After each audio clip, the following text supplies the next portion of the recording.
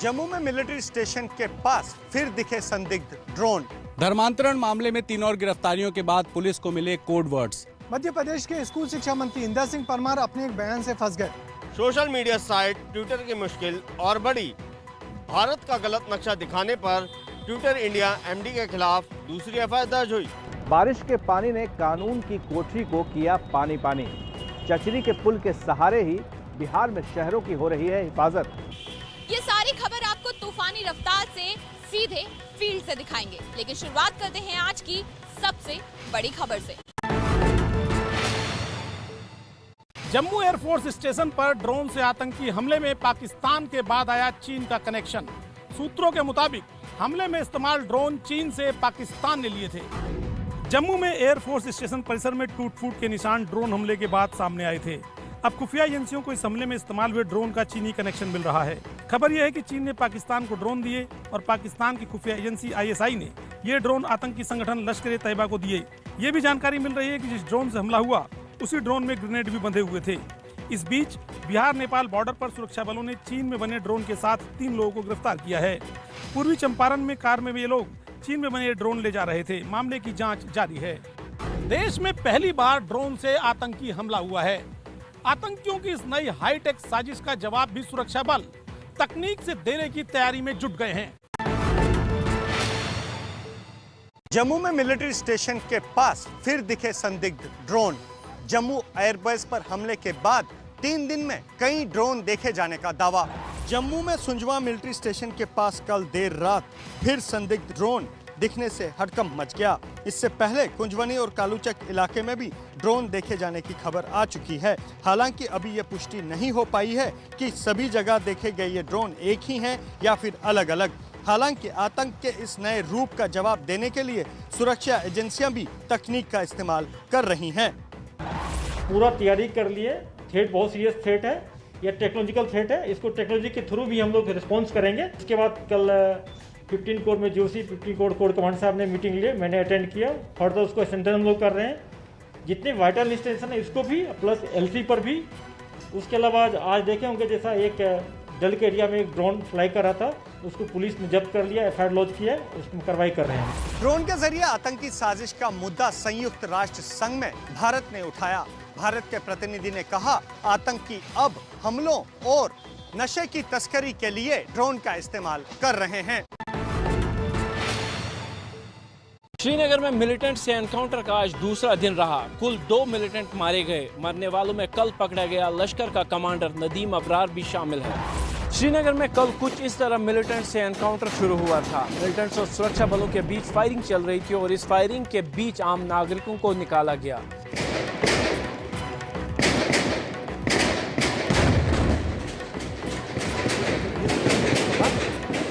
ये मुठभेड़ श्रीनगर के पारिमपुरा इलाके में हुई। दरअसल कल गिरफ्तार हुए लश्कर के मिलिटेंट नदीम अबरार की निशानदेही पर पुलिस सर्च ऑपरेशन चला रही थी। इसी दौरान छुपे हुए मिलिटेंट्स ने फायरिंग शुरू कर दी। इसमें सीआरपीएफ के 3 जवान जख्मी हो गए। बाद में जवानों ने छुपे मिलिटेंट को मार डाला। साथ ही मिलिटेंट नदीम अबरार भी फायरिंग के दौरान मारा गया। जम्मू कश्मीर पुलिस ने आज कहा कि एसपीओ फैयाज अहमद के परिवार की हत्या करने वाले 2 मिलिटेंट्स की पहचान हो गई है। इसमें से एक स्थानीय और दूसरा बॉर्डर पार से आया था। पुलिस ने कहा कि इन मिलिटेंट्स को जल्द ही खत्म किया जाएगा। धर्मांतरण मामले में 3 और गिरफ्तारियों के बाद पुलिस को मिले कोड वर्ड्स। सलात, रहमत जैसे शब्दों को पुलिस ने डिकोड किया, लेकिन कौम के कलंक पर माथापच्ची जारी। उमर गौतम की गिरफ्तारी के बाद से धर्म परिवर्तन के राज गहराते जा रहे हैं। सोमवार को पुलिस ने 3 और लोगों को गिरफ्तार किया और अब तो जानकारी सामने आ रही है उसके मुताबिक धर्म के धंधेबाज कोड वर्ड के जरिए पूरा रैकेट चला रहे थे। यूपी के अपर मुख्य सचिव गृह अवनीश अवस्थी ने खुद इस बारे में एबीपी न्यूज को जानकारी दी है। हम लोग का ये जो नया एक्ट है धर्मांतरण का, इसमें स्पष्ट है कि यदि लोभ और लालच से कहीं धर्मांतरण होता है तो उस पर सख्त कार्रवाई होगी। तो इसी कड़ी में जो है सभी जांच पड़ताल की जा रही है। कोड्स की बात करें तो नाम के लिए मोबाइल नंबर और जन्मतिथि, धर्म परिवर्तन के लिए revert back to Islam program, विदेशी फंड के लिए रहमत जैसे कोड वर्ड्स इस्तेमाल किए जा रहे थे। एक कोड कौम के कलंक को डिकोड नहीं किया जा सका है। इस मामले में सेंट्रल जांच एजेंसीज को कोडवर्ड्स की जानकारी दी गई है। यूपी की जांच एजेंसियां सेंट्रल जांच एजेंसीज के संपर्क में हैं। अभी इस मामले में और भी बड़े खुलासे होने बाकी हैं। यूपी के धर्म परिवर्तन रैकेट में बड़ा खुलासा। धर्म परिवर्तन करा के छात्रों की बनाई जाती थी टीम, जो दूसरे छात्रों को धर्म परिवर्तन करने के लिए जाल में फंसाती थी। यूपी धर्म परिवर्तन मामले में पकड़े गए आरोपी उमर गौतम से पूछताछ में पता चला है कि पहले रैकेट मूक बधिर छात्रों को हिंदू से मुस्लिम बनाते थे, जिसके बाद उनकी एक टीम बनाई जाती थी, जो फिर दूसरों को धर्म परिवर्तन के जाल में फंसाती थी। धर्म परिवर्तन कराने पर आरोपियों को पैसे भी मिलते थे। जांच में यह भी खुलासा हुआ है कि गिरफ्तार आरोपी राहुल भोला ने करीब 7 मूक बधिर छात्रों का धर्मांतरण कराया था। आरोपी मन्नू यादव उर्फ अब्दुल मन्नान भी 6 मूक बधिर छात्रों का धर्मांतरण करा चुका है। धर्म परिवर्तन मामले की जांच कर रही यूपी की एटीएस ने आरोपियों और उनसे जुड़े संगठनों के खातों को फ्रीज कर सभी लेन देन की जांच शुरू कर दी है। धर्म परिवर्तन का एक और विवाद सामने आया है। 2 दिनों से जम्मू कश्मीर में माहौल गर्म है। सिख समुदाय के लोगों का आरोप है कि उनकी बेटियों का जबरन धर्म परिवर्तन कराया जा रहा है। आज इसी को लेकर सिख नेताओं ने दिल्ली में केंद्रीय गृह राज्य मंत्री किशन रेड्डी से मुलाकात की है। सिख नेताओं की मांग है कि जम्मू कश्मीर में धर्म परिवर्तन रोकने के लिए अध्यादेश लाया जाए। धर्म परिवर्तन के दावों का पोस्टमार्टम करती हमारी खास रिपोर्ट आज शाम 7:30 बजे भारत की बात में जरूर देखिएगा।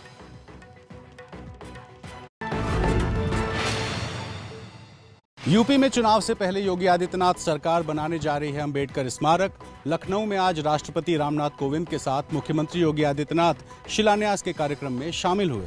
भारत रत्न डॉक्टर भीमराव अंबेडकर स्मारक एवं सांस्कृतिक केंद्र का शिलान्यास। यूपी में राष्ट्रपति रामनाथ कोविंद ने आज इस तरह अंबेडकर सांस्कृतिक केंद्र का शिलान्यास किया। इस दौरान सीएम योगी आदित्यनाथ भी मौजूद रहे। अंबेडकर सांस्कृतिक केंद्र में बाबा साहब की 25 फीट की मूर्ति लगेगी। 45 करोड़ की लागत से बनने वाले इस केंद्र में 750 लोगों की क्षमता का ऑडिटोरियम, लाइब्रेरी और म्यूजियम भी बनाया जाएगा। पिछले हफ्ते ही मुख्यमंत्री योगी आदित्यनाथ की अध्यक्षता में कैबिनेट ने इस प्रस्ताव को मंजूरी दी थी। शिलान्यास के साथ ही अंबेडकर स्मारक पर सियासत भी चालू हो गई है। माना जा रहा है कि 2022 के चुनाव से यूपी में अनुसूचित जाति के वोटरों को साधने के लिए ये स्मारक बनाया जा रहा है। यूपी में अनुसूचित जाति की आबादी लगभग 22% है। 2017 के विधानसभा चुनाव की बात करें तो 86 सुरक्षित सीटों में से 76 सीटें एनडीए गठबंधन को मिली थी। अब आपको देश की राजधानी दिल्ली की चिंता बढ़ाने वाली तस्वीर दिखाते हैं। दिल्ली के कई इलाकों में पानी की किल्लत है और जब पानी का टैंकर आता है तो भारी भीड़ लग जाती है। दिल्ली के चाणक्यपुरी में जैसे ही पानी का टैंकर आता है, देखिए कैसे पानी लेने के लिए होड़ मच जाती है। पानी न होने से परेशान यहाँ के लोग टैंकर पर टूट पड़ते हैं। कोरोना के खतरे के बीच सामाजिक दूरी यहाँ बिल्कुल नहीं दिखी और मास्क तो आप भूल ही जाइए। दिल्ली के चिल्ला गांव की भी तस्वीर देखिए। यहाँ भी पानी के लिए लंबी लाइन लगी है। लोग धूप में पानी के इंतजार में खड़े होते दिखाई दिए। दिल्ली में गर्मियों के सीजन में हर साल पीने के पानी की किल्लत होती है। इस मुद्दे पर सियासत भी खूब होती है, लेकिन ये तस्वीरें बदलती नहीं दिख रही। पंजाब चुनाव के लिए अरविंद केजरीवाल की आम आदमी पार्टी ने बनाया दिल्ली वाला प्लान। आज केजरीवाल ने सस्ती बिजली और पुराने बिल माफ करने का ऐलान किया। आम आदमी पार्टी ने पंजाब में अगले साल होने वाले विधानसभा चुनाव में दिल्ली वाला दांव चला है। दिल्ली के मुख्यमंत्री अरविंद केजरीवाल ने चंडीगढ़ में एक प्रेस कॉन्फ्रेंस की। इस दौरान उन्होंने 3 बड़े चुनावी वादे किए। जैसे ही सरकार बनेगी, पहली कलम से पंजाब के अंदर 300 यूनिट बिजली माफ कर दी जाएगी। पहली कलम से पुराने सारे बिजली के बिल माफ कर दिए जाएंगे, लेकिन 24 घंटे बिजली देने में टाइम लगेगा। पंजाब में अगले साल विधानसभा चुनाव होने हैं। फिलहाल पंजाब में कैप्टन अमरिंदर सिंह के नेतृत्व में कांग्रेस की सरकार चल रही है। अकाली दल और बीजेपी का गठबंधन टूट चुका है। ऐसे में आम आदमी पार्टी यहां चुनाव में दिल्ली वाला सियासी करंट दौड़ाना चाहती है। दिल्ली में बीजेपी कार्यकर्ताओं ने किया डिप्टी सीएम मनीष सिसोदिया का घेराव। स्कूल का काम देखने गए सिसोदिया को बीजेपी कार्यकर्ताओं के भारी विरोध का सामना करना पड़ा। आज दिल्ली के रोहतास नगर में बीजेपी कार्यकर्ताओं ने डिप्टी सीएम मनीष सिसोदिया की कार को घेर लिया। उस समय सिसोदिया एक स्कूल के निर्माण का मुआयना करने पहुंचे थे, लेकिन बीजेपी कार्यकर्ताओं ने रोहतास नगर की उपेक्षा का आरोप लगाकर केजरीवाल और सिसोदिया के खिलाफ नारेबाजी की। पुलिस ने किसी तरह खींच कर बीजेपी कार्यकर्ताओं को हटाया। बाद में स्कूल के गेट पर भी बीजेपी कार्यकर्ताओं ने सिसोदिया के खिलाफ प्रदर्शन किया। आज रोहतास नगर में स्कूल बनने का विरोध करते हुए बीजेपी नेताओं व गुंडों ने स्कूल में तोड़फोड़ की। मेरी सरकारी गाड़ी को तोड़ा, स्कूल का गेट तोड़कर अंदर मौजूद महिला शिक्षकों, इंजीनियर्स और मजदूरों के साथ बदतमीजी की।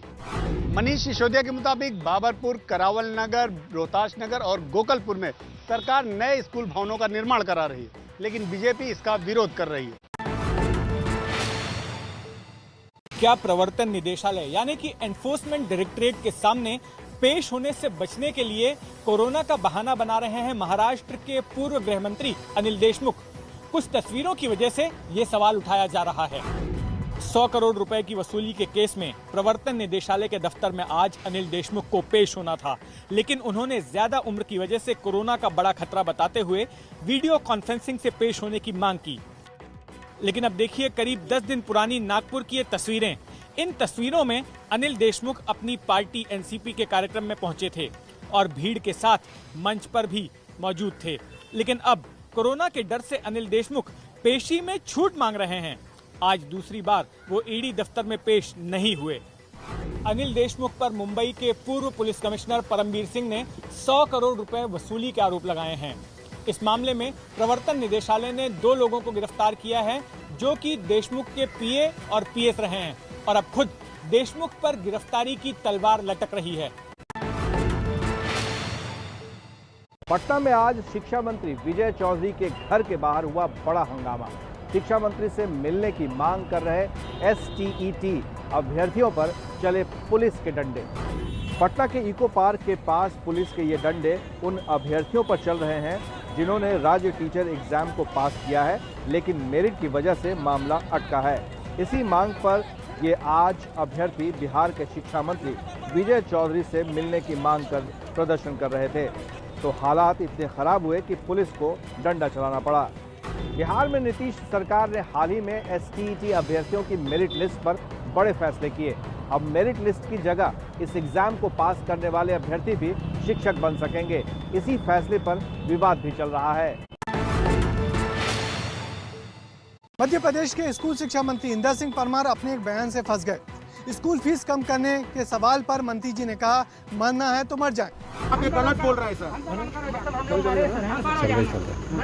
मर जाए साहब, मर जाए साहब, लेकिन मर जाए साहब। भोपाल में बयान शिवराज सरकार के स्कूल शिक्षा मंत्री इंदर सिंह परमार का है। दरअसल मंत्री जी से यहां अभिभावक संघ के प्रतिनिधि मिलने पहुंचे थे। इनकी मांग थी कि कोरोना की वजह से स्कूल फीस कम होनी चाहिए, लेकिन मंत्री की जुबान से ऐसा बयान निकल गया। ये गलत बोल रहे हैं सर।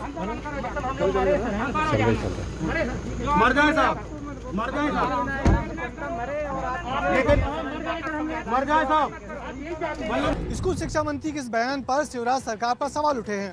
अभिभावकों ने इस अभद्र व्यवहार करने पर शिक्षा मंत्री के इस्तीफे की मांग की है। पश्चिम बंगाल में बढ़ सकती है ममता सरकार की मुश्किलें। हिंसा पर बनी रिपोर्ट में हुए हैं कई बड़े खुलासे।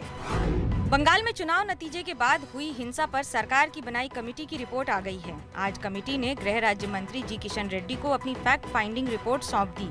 इस रिपोर्ट में कहा गया है कि बंगाल में चुनाव के बाद सुनियोजित साजिश के तहत हिंसा हुई, जिसके तहत एक दल विशेष के समर्थकों को निशाना बनाया गया।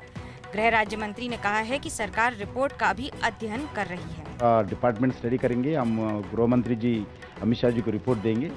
वो रिपोर्ट स्टडी करने के बाद जो भी कॉन्स्टिट्यूशन के द्वारा भारत सरकार का जिम्मेदारी बनता है वो काम करेंगे। रिपोर्ट में ये भी कहा गया है कि राजनीतिक कार्यकर्ताओं के साथ कई असामाजिक तत्वों का भी वहां होना निश्चित है, क्योंकि जिस तरह की घटनाएं हुई हैं, महिलाओं के साथ बलात्कार या फिर लोगों के साथ मारपीट, ये ऐसे कई सवाल खड़े करती है जिनके अभी जवाब मिलना बाकी है। दिलचस्प बात यह है कि अभी बीजेपी और टीएमसी में, इन दोनों ही पार्टियों में आपस में आरोप प्रत्यारोप का दौर जारी है। पंजाब में घरेलू झगड़े से जूझ रही कांग्रेस के लिए छत्तीसगढ़ में बढ़ सकती है मुश्किल। छत्तीसगढ़ में स्वास्थ्य मंत्री ने मुख्यमंत्री भूपेश बघेल की योजना पर ही उठा दिए हैं सवाल।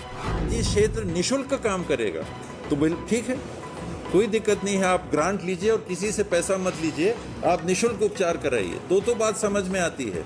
लेकिन पब्लिक का पैसा आप निजी किसी भी संस्था को दीजिए और फिर कहिए कि पब्लिक से पैसा लो, तो ये नीति बिल्कुल उचित नहीं होगी।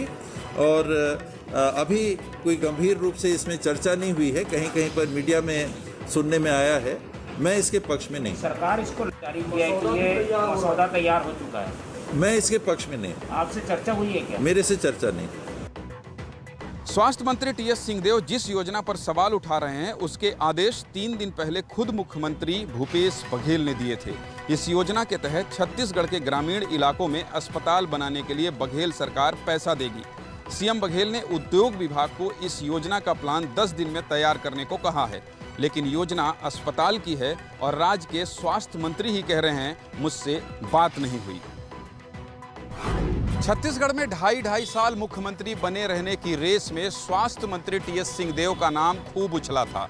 हालांकि बघेल के 2.5 साल अब पूरे हो चुके हैं, लेकिन बघेल और सिंहदेव में अब तनातनी बढ़ती हुई दिखाई दे रही है।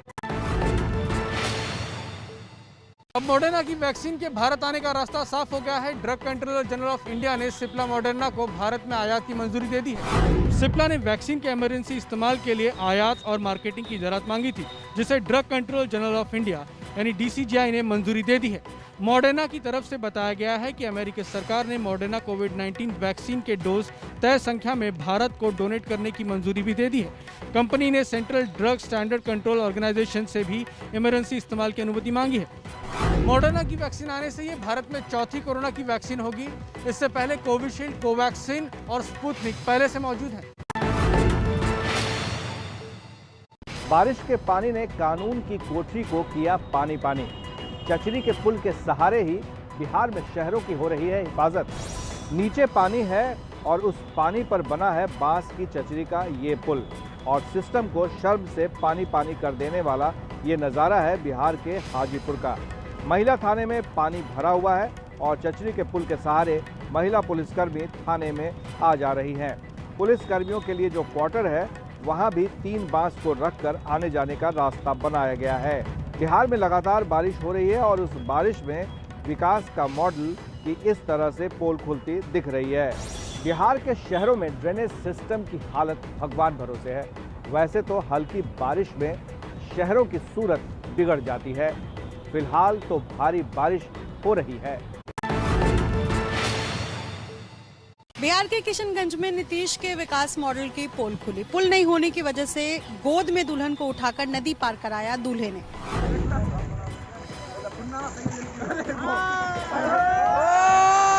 बिहार के किशनगंज का ये वीडियो तेजी से वायरल हो रहा है। वीडियो में एक दूल्हा अपनी दुल्हन को गोद में उठाकर पानी पार कर रहा है। पूरा मामला समझने के लिए इससे पहले की तस्वीर को देखना होगा। एक नाव है जिस पर कुछ लोग सवार हैं। दूल्हा दुल्हन भी इसी नाव से नदी पार कर रहे थे। नाव अचानक पानी में फंस गई और लोगों को पैदल ही नदी के किनारे जाने की नौबत आ गई। इसके बाद दूल्हे ने अपनी दुल्हन को गोद में उठाया और फिर पानी में चलने लगा। ये नजारा देखकर लोग उत्साहित हो उठे। वायरल वीडियो किशनगंज के कनकई घाट का है। बिहार की ये तस्वीर उस बदहाली को बयां कर रही है जहां आज भी लोग नदी में पुल नहीं होने की वजह से इस तरह की जिंदगी जीने को मजबूर है। नगर निगम की लापरवाही से मरते मरते बचा घोड़ा। मुंबई से सटे वसई विरार नगर पालिका के खुले गटर में गिरा घोड़ा रेस्क्यू करके बचाया गया। घोड़े का आधा हिस्सा गटर में फंसा हुआ है और आधा हिस्सा बाहर है। नगर निगम के कर्मचारी निकालने की कोशिश में जुटे हैं। वायरल हो रहा ये वीडियो मुंबई से सटे वसई विरार नगर निगम इलाके का है। वसई के पंचुबंदर में ये घोड़ा खुले गटर के चैम्बर में गिर गया। घटना 27 जून की है। जिस जगह घोड़ा गिरा वहां सामने में रिहायशी सोसाइटी है। घोड़े को गटर में गिरा देख स्थानीय लोगों ने दमकल विभाग को सूचना दी।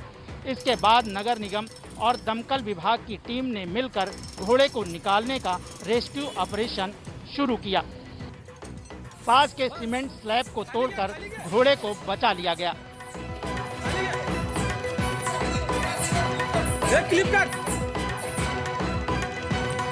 वसई विरार नगर निगम के अनेक ऐसे गटर हैं जो हादसों को न्योता दे रहे हैं। स्थानीय लोगों ने कई बार शिकायत की, लेकिन प्रशासन सुनने को तैयार नहीं है।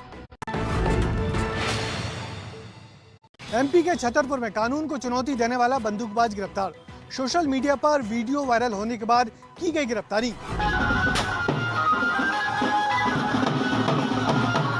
कोरोना नियमों की अनदेखी का लोगों की भीड़ में लोकल नाच का कार्यक्रम चल रहा है और इसी भीड़ में एक बंदूकबाज गोलियां भी चला रहा है। वायरल हो रहा ये वीडियो एमपी के छतरपुर का है। बक्सवाहा इलाके में नरेंद्र परिहार नाम के शख्स ने कानून को चुनौती दी तो कानून के लंबे हाथ ने इसके हाथ से बंदूक छीन ली और सलाखों के पीछे पहुँचा दिया।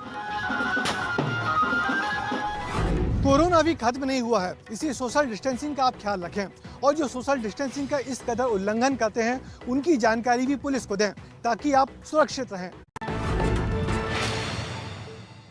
सोशल मीडिया साइट ट्विटर की मुश्किल और बढ़ी। भारत का गलत नक्शा दिखाने पर ट्विटर इंडिया एमडी के खिलाफ दूसरी एफआईआर दर्ज हुई। ट्विटर इंडिया के एमडी मनीष महेश्वरी के खिलाफ अब यूपी में नई एफआईआर दर्ज हुई है। ट्विटर की वेबसाइट पर भारत का गलत नक्शा दिखाने के मामले को लेकर बुलंदशहर बजरंग दल के नेता ने ये केस दर्ज करवाया है। हालांकि विवाद बढ़ता देख ट्विटर ने कल अपनी गलती सुधारते हुए गलत नक्शे को हटा लिया था। इस नक्शे में ट्विटर ने केंद्र शासित प्रदेश जम्मू कश्मीर और लद्दाख को भारत से अलग दिखाया था।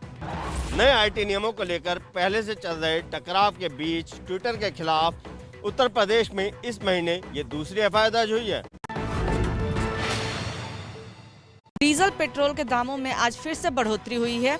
पेट्रोल के दाम में 35 पैसे की बढ़ोतरी हुई है और डीजल के दामों में 28 पैसे। सबसे पहले हम आपको पेट्रोल के दाम दिखाते हैं। 98 रुपये 85 पैसे पहुंच चुके हैं पेट्रोल के दाम। तो आप समझिए कि धीरे धीरे करते करते अब पेट्रोल 99 तक पहुंच गया है और वो दिन भी दूर नहीं है जब बाकी राज्यों की तरह पेट्रोल यहाँ पे भी 100 रुपये में मिलेगा। अब हम साथ ही भी बता देते हैं कि डीजल के दाम कितने हो चुके हैं।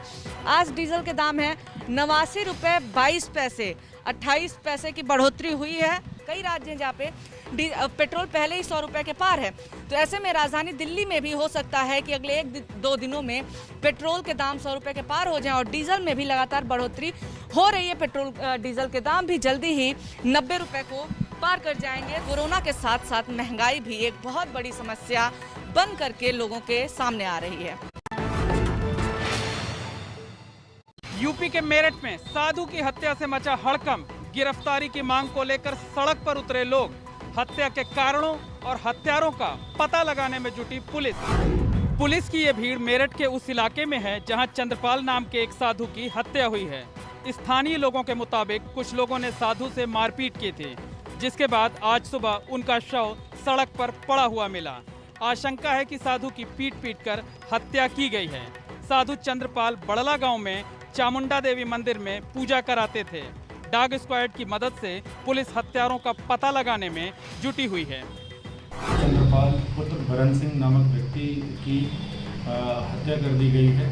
घटनास्थल पर फील्ड यूनिट और डॉग स्क्वाड को बुलवाकर घटनास्थल का निरीक्षण करवाया जा रहा है। बताया जा रहा है कि मौत के घाट उतारे गए साधु का स्थानीय लोगों से पिछले कुछ दिनों से विवाद चल रहा था। हत्या की इस घटना के बाद से इलाके में तनाव का माहौल है, लिहाजा पुलिस ने सुरक्षा बढ़ा दी है। लॉकडाउन के बीच परेशान रहे कामगारों के लिए आज सुप्रीम कोर्ट से आई अच्छी खबर। कोर्ट ने मजदूरों को राहत देने की डेडलाइन तय कर दी है। सुप्रीम कोर्ट ने आज असंगठित क्षेत्र के मजदूरों को राहत देने के लिए बनाई गई योजनाओं को लागू करने की आखिरी तारीख तय कर दी। ये तारीख है 31 जुलाई। अदालत ने राज्यों और केंद्र शासित प्रदेशों से कहा है कि वो 31 जुलाई तक one nation one ration card scheme लागू करें। केंद्र को निर्देश दिया है कि वो एनआईसी के साथ मिलकर असंगठित मजदूरों के रजिस्ट्रेशन के लिए राष्ट्रीय पोर्टल डेवलप करे। इस पोर्टल के जरिए मजदूरों को सरकारी योजनाओं का फायदा दिया जाएगा। इसके साथ ही कोर्ट ने राज्यों से कहा है कि वो तब तक सामुदायिक रसोई चलाकर मजदूरों को मुफ्त भोजन देते रहें जब तक महामारी से पनपे हालात खत्म नहीं हो जाते।